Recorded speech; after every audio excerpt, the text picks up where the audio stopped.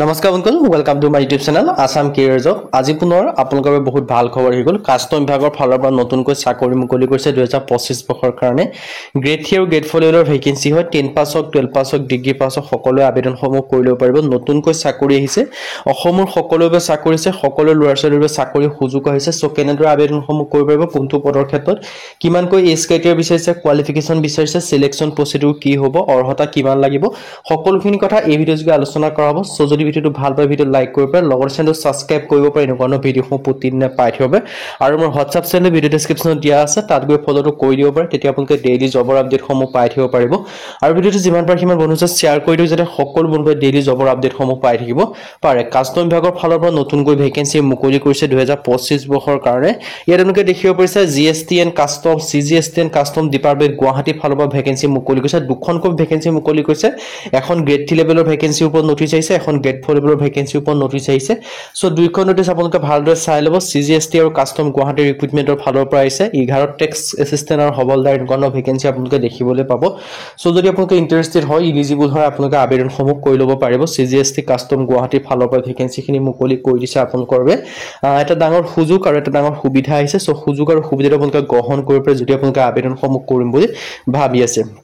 আৰু last date সম্পৰ্কে মই জনাই দিছোঁ 13/9/2025, মানে ছেপ্টেম্বৰ মাহৰ 13 তাৰিখ পৰ্যন্ত ভেকেঞ্চিকেইটাৰ ক্ষেত্ৰত আবেদনসমূহ কৰিব পাৰিব। টেক্স এছিষ্টেণ্টৰ ভেকেঞ্চি আছে, UR কেটেগৰীৰ ক্ষেত্ৰত আবেদনসমূহ কৰিব পাৰিব। এডুকেশ্যন কোৱালিফিকেশ্যন ডিগ্ৰী পাছ কৰিলে হ'ল। আৰু লগতে ধুনীয়াকৈ দেখিব পাৰিছে সকলোখিনি কথা উল্লেখ কৰি থোৱা আছে। শুড হেভ নলেজ, যিটো টেক্স এছিষ্টেণ্ট হয় তাৰ কাৰণে আপোনালোকে ডিগ্ৰী পাছ কৰিব লাগিব। লগতে কম্পিউটাৰ এপ্লিকেশ্যনৰ ওপৰত আপোনালোকৰ নলেজ থাকিব লাগিব। ডিটেইলছখিনি আপোনালোকে এনেকৈ দেখিব পাৰিছে। চ' যদি আপোনালোকে ইণ্টাৰেষ্টেড হয়, ইলিজিবল হয়, আপোনালোকে আবেদনসমূহ কৰি ল'ব পাৰিব যদি আপোনালোকে আবেদনসমূহ কৰিম বুলি ভাবিছে। ইয়াৰ ডিটেইলছখিনি আপোনালোকে ধুনীয়াকৈ দেখিব পাৰিছে। আধাৰ ক্ৰাইটেৰিয়াৰ কথা ক'ব যাওঁ, নেশ্যনেলিটি আপোনালোকে ইণ্ডিয়ান হ'ব লাগিব, তেতিয়াহে আপোনালোকে আবেদনসমূহ কৰিব পাৰিব। যদি আপোনালোকে ইণ্ডিয়ান হয়, তেতিয়া আপোনালোকে ভেকেঞ্চিকেইটাৰ ক্ষেত্ৰত আবেদনসমূহ কৰি ল'ব পাৰিব। এজ লিমিটৰ কথা ক'লেও 18 পৰা 27 বছৰৰ ভিতৰত হ'লে আপোনালোকে আবেদনসমূহ কৰি ল'ব পাৰিব। লগতে আপোনালোকে এই চিলেকশ্যনসমূহ লাভ কৰিব পাৰিব। SC SC ক্ষেত্ৰত 5 বছৰকৈ ইলেকশ্যনসমূহ লাভ কৰিব পাৰিব। OBC ক্ষেত্ৰত 3 বছৰকৈ লাভ কৰিব পাৰিব। আৰু PWBDৰ ক্ষেত্ৰত 10 বছৰ পৰ্যন্ত এই চিলেকশ্যনসমূহ লাভ কৰিব পাৰিব। চ' যদি আপোনালোকে ইণ্টাৰেষ্টেড হয়, ইলিজিবল হয়, আপোনালোকে আবেদনসমূহ যে কৰিম বুলি ভাবি আছে, আপোনালোকে আবেদনসমূহ কৰি ল'ব পাৰিব। আৰু আধাৰ ক্ৰাইটেৰিয়াৰ ক্ষেত্ৰত ইয়াত ধুনীয়াকৈ আধাৰ ক্ৰাইটেৰিয়া কিছুমানে উল্লেখ কৰি থোৱা আছে। যদি আপোনালোকে কাষ্টম বিভাগত যে চাকৰি কৰিম বুলি ভাবি আছে, তেন্তে ভেকেঞ্চিখিনিৰ ক্ষেত্ৰত আবেদনসমূহ কৰি ল'ব পাৰিব। হাউ টু এপ্লাই, ইয়াৰ ক্ষেত্ৰত অনলাইন যোগে আবেদনসমূহ কৰিব পাৰিব। এডভাৰটাইজমেণ্ট আৰু এপ্লাই লিংকটো ভিডিঅ' ডেছক্ৰিপশ্যনত দিয়া থাকিব। সেই লিংকৰ থ্ৰুদি গৈ আপোনালোকে আবেদনসমূহ যে কৰা নাই বৰ্তমানলৈকে, আপোনালোকে আবেদনসমূহ কৰি ল'ব পাৰিব। ডিটেইলছখিনি মই আপোনালোকক জনাই দিছোঁৱেই। ইয়াত ধুনীয়াকৈ সকলোখিনি কথা উল্লেখ কৰি থোৱা আছে। চ' যিটোতে আপোনালোকে ইলিজিবল হয়, সেইটোতে আপোনালোকে আবেদনসমূহ যি কৰা নাই, আপোনালোকে আবেদনসমূহ কৰি ল'ব পাৰিব। ইয়াৰ ডিটেইলছখিনি আপোনালোকে ধুনীয়াকৈ দেখিব পাৰিছে। আপোনালোকৰ এটা ডাঙৰ সুযোগ আৰু এটা ডাঙৰ সুবিধা আহিছে। চ' সুযোগ আৰু সুবিধাটো আপোনালোকে গ্ৰহণ কৰিব পাৰে যদি আপোনালোকে আবেদনসমূহ যি আপোনালোকে কৰিম বুলি যদি ভাবি আছিলে।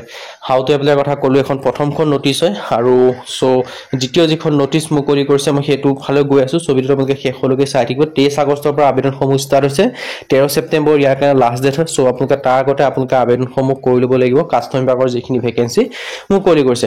দ্বিতীয় যিখন ভেকেঞ্চি মুকলি কৰিছে তালৈ গৈছোঁ, সেইটো মুকলি হৈছে আপোনালোকৰ RRB পাৰামেডিকেল ষ্টাফ ৰিক্ৰুটমেণ্টৰ ফালৰ পৰা। পাৰামেডিকেল ষ্টাফ ৰিক্ৰুটমেণ্টৰ ফালৰ পৰা ভেকেঞ্চি মুকলি কৰিছে। 434টাকৈ ভেকেঞ্চি মুকলি কৰিছে পাৰামেডিকেল ষ্টাফৰ ফালৰ পৰা। চ' যদি আপোনালোকে ইণ্টাৰেষ্টেড হয়, যদি আপোনালোকে ইলিজিবল হয়, যদি আপোনালোকে আবেদনসমূহ কৰিম বুলি আবেদনসমূহ আপোনালোকে কৰি ল'ব পাৰিব।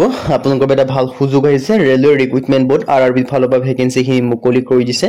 কেটেগৰী অফ পোষ্ট দেখি হৈছে পাৰামেডিকেল কেটেগৰী, নাম্বাৰ অফ পোষ্টৰ কথা কৈছে। নাৰ্ছিং ছুপাৰিনটেণ্ডেণ্টৰ পৰা আদি কৰি সকলো ধৰণৰ ভেকেঞ্চি আপোনালোকে দেখিবলৈ পাব। ডায়ালিচিছ টেকনিচিয়ানৰ পৰা আদি কৰি সকলো ধৰণৰ ভেকেঞ্চি দেখিবলৈ পাব। যিটোতে আপোনালোকে ইলিজিবল হয়, সেইটোতে আপোনালোকে আবেদনসমূহ কৰি ল'ব পাৰিব। ইলিজিবিলিটি ক্ৰাইটেৰিয়াৰ ক্ষেত্ৰত সকলোখিনি কথা ডিটেইলছখিনি মই আপোনালোকক জনাই দিছোঁ। আপোনালোকৰ এটা ডাঙৰ সুযোগ আৰু এটা ডাঙৰ সুবিধা আহিছে। চ' সুযোগ আৰু সুবিধাটো আপোনালোকে গ্ৰহণ কৰিব যদি আপোনালোকে আবেদনসমূহ কৰিম বুলি ভাবিছে। চ' কাষ্টম বিভাগৰ ফালৰ পৰা এখন নটিচ আহিছে, লগতে RRB ফালৰ পৰা এখন নটিচ আহিছে। দুইখন নটিচ মিলাই আপোনালোকে মই এডভাৰটাইজমেণ্ট আৰু এপ্লাই লিংকটো ভিডিঅ' ডেছক্ৰিপশ্যনত দিয়া আছে। চ' তাত ভিজিট কৰি চাই মেলি আপোনালোকে আবেদনসমূহ কৰি ল'ব পাৰিব। আজি ভিডিঅ' মানে যদি ভিডিঅ' ভাল পালে লাইক কৰিব, লগতে চেনেলটো ছাবস্ক্ৰাইব কৰিব পাৰে। এনেকুৱা ভিডিঅ'সমূহ প্ৰতিদিনে পাই থাকিব। আৰু মোৰ হোৱাটছআপ চেনেল ভিডিঅ' ডেছক্ৰিপশ্যনত দিয়া আছে, তাত গৈ ফ'ল'টো কৰি দিব। তেতিয়া আপোনালোকে ডেইলি জবৰ আপডেটসমূহ পাই থাকিব পাৰিব। আজিলৈ ভিডিঅ'টো লগ পাম।